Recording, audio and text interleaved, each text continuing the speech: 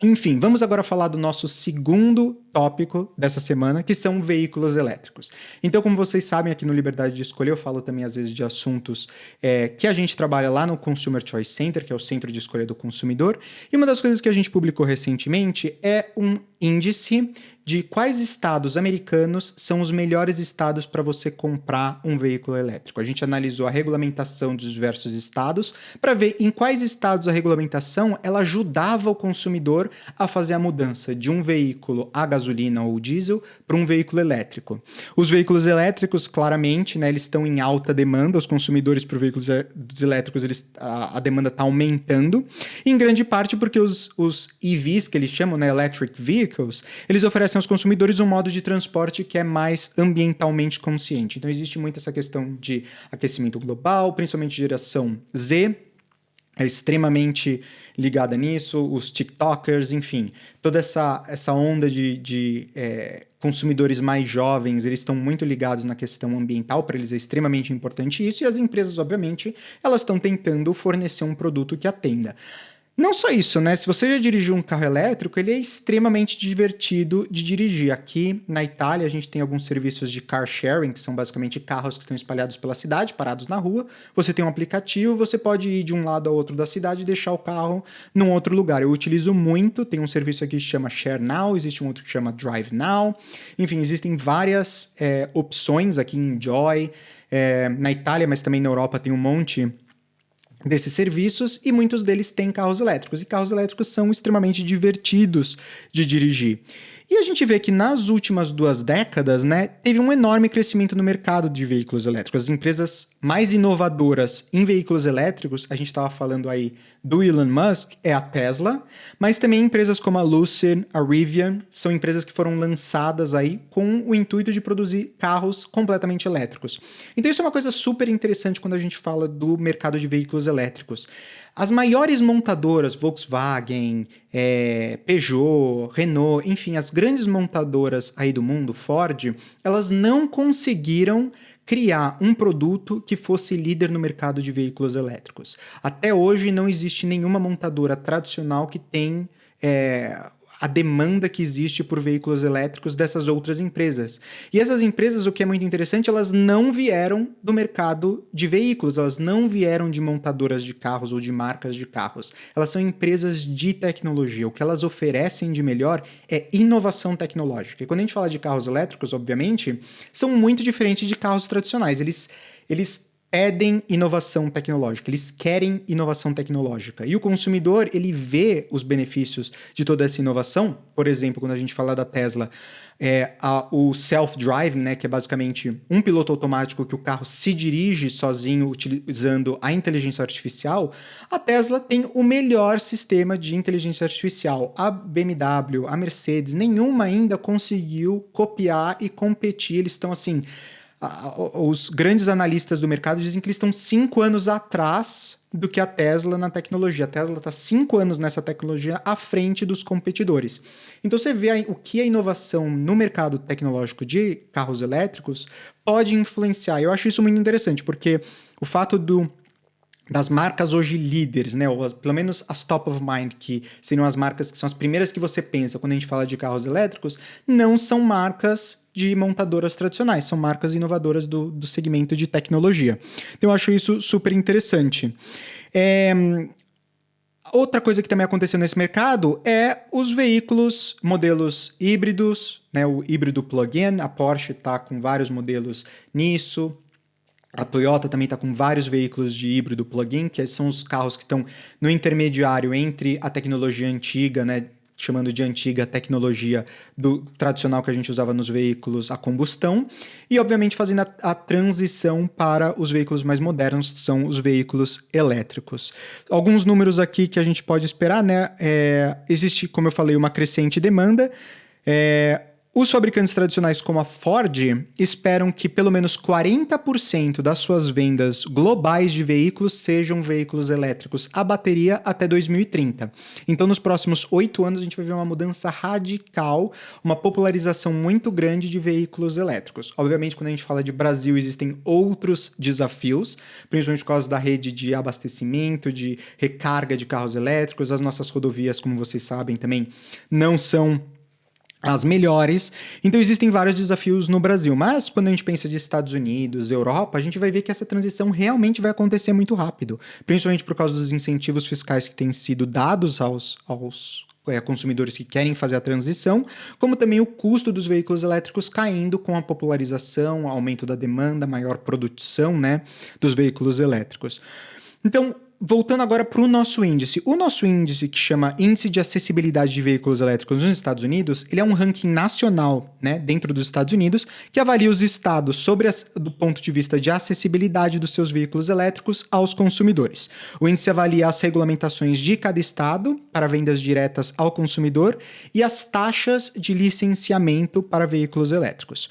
Então, embora a demanda, né, para veículos elétricos ela seja significativa, como a gente falou, existem várias regulamentações hoje nos Estados Unidos, e eu estou pegando os Estados Unidos como exemplo porque é o maior mercado hoje para veículos elétricos, e se tem um lugar que deveria dar certo e que as pessoas estão fazendo de tudo para dar certo, é os Estados Unidos. Então muita coisa a gente pode, né, copiar de como eles estão fazendo lá e quais são as regulamentações que estão melhorando ou impedindo o acesso dos consumidores aos veículos elétricos, né? Existem várias regulamentações governamentais nos níveis tanto estadual como federal que sobrecarregam significativamente os consumidores quando eles querem fazer essa transição. Um exemplo é o que eles chamam de Dealer Franchise Laws. Então, basicamente, existe essa lei nos Estados Unidos que se você quer comprar um novo veículo, você precisa ir num dealer, que são as concessionárias. Você precisa ir na concessionária diretamente para poder comprar o veículo. Você não pode comprar um veículo diretamente, né, sem intermediários, comprar diretamente do fabricante. O que acontece muito é que, por exemplo, quando a gente pensa na Volkswagen ou na Ford, essas grandes montadoras, uma Toyota, elas são não só, né, fabricantes, mas elas também são donas da rede de dealers, da rede de concessionárias. Então você vai numa concessionária Volkswagen comprar um Volkswagen, por exemplo. Mas existem também concessionárias que vendem multimarcas, então elas são, principalmente nos Estados Unidos, estados menores, cidades menores que não têm um tamanho muito grande para ter, por exemplo, uma concessionária só da Ford, é uma concessionária que vende Ford, que vende Dodge, enfim, vende todas as marcas americanas, às vezes até marcas europeias. Eles vendem na mesma loja. E, basicamente, existe uma associação, né, das concessionárias nos Estados Unidos, e existe essa lei que diz que você tem que comprar através de uma concessionária, você não pode comprar diretamente. Obviamente, as concessionárias, elas ganham em cima, né, porque elas têm a margem delas, o preço tabelado e a margem que elas ganham em cima dos consumidores quando elas fazem uma venda.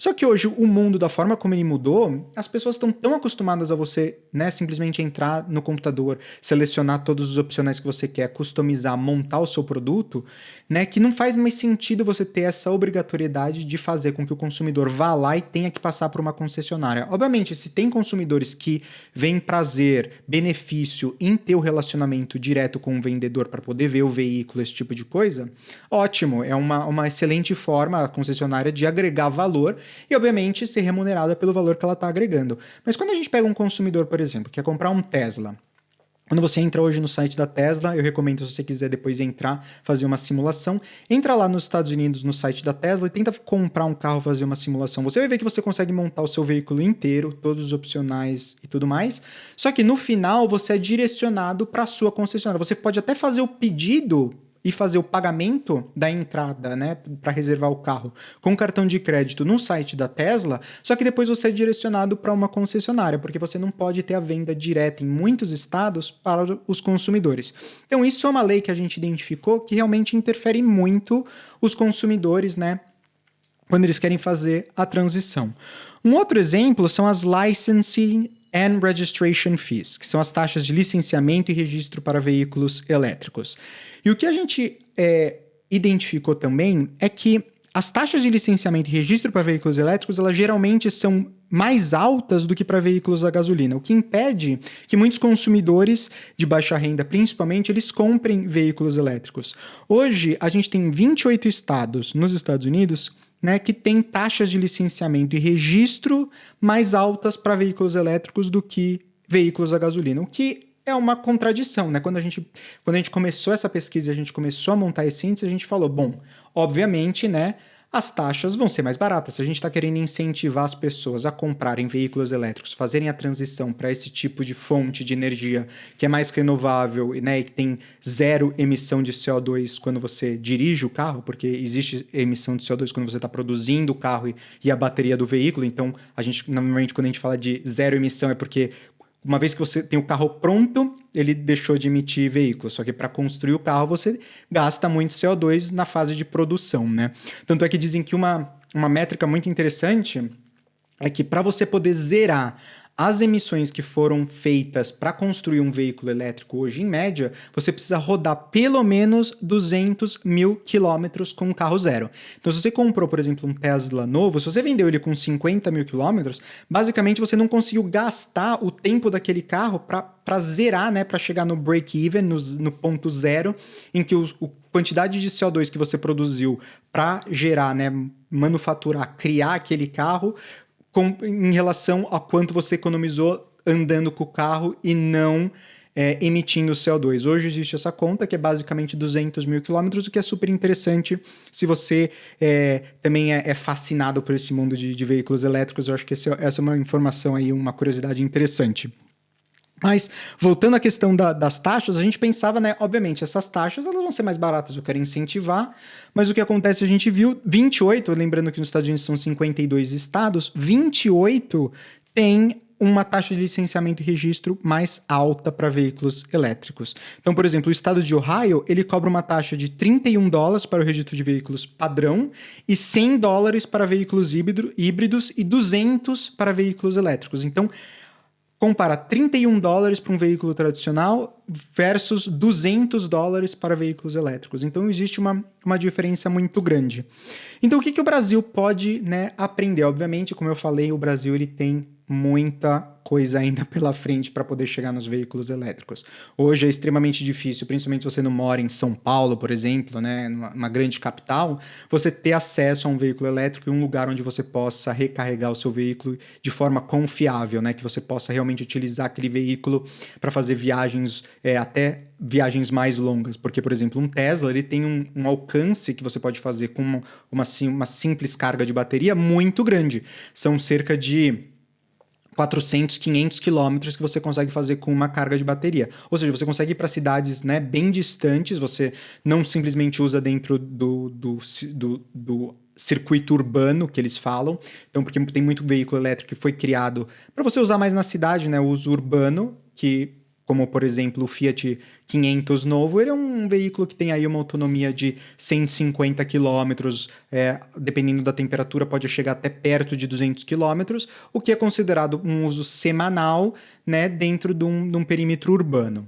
O Tesla, por outro lado, por exemplo, ele tem um range, né, um alcance de bateria muito maior, então você poderia viajar até mais longe, só que no Brasil a gente sabe tem essa limitação dos pontos de abastecimento. Então, tirando todos esses aspectos, né, obviamente, de infraestrutura que a gente deveria, né, ter que melhorar no Brasil para poder ter realmente veículos elétricos. Uma coisa que a gente aprendeu é que a gente tem que eliminar qualquer tipo de regulamentação que dificulte a compra direta do consumidor do veículo, né, comprar diretamente com o fabricante. Isso é uma coisa importante porque muitas dessas novas empresas, como eu falei, são empresas de tecnologia que estão criando veículos. E aqui a gente está focando muito em carro, mas se você pensar em motos, bicicletas elétricas, etc., existe muitas mais marcas que estão surgindo nesse segmento que não são produtores tradicionais de veículos, né? Por exemplo, quando a gente fala de motos elétricas, a gente tem diversas marcas que não são a Honda, por exemplo, produzindo motos elétricas. A gente tem a Zero Motorcycles. Aqui na Itália a gente tem um monte de scooterzinhas que também fazem parte daquele modelo de Share Now, Drive Now, né? De compartilhamento que eu falei que tem muito aqui na Europa. Justamente porque são empresas de tecnologia que começaram a entrar nesse segmento, falando, bom, eu já faço o microchip, eu já faço o software, eu já tenho as baterias, então por que eu não monto também um veículo, né, elétrico e começo a comercializar?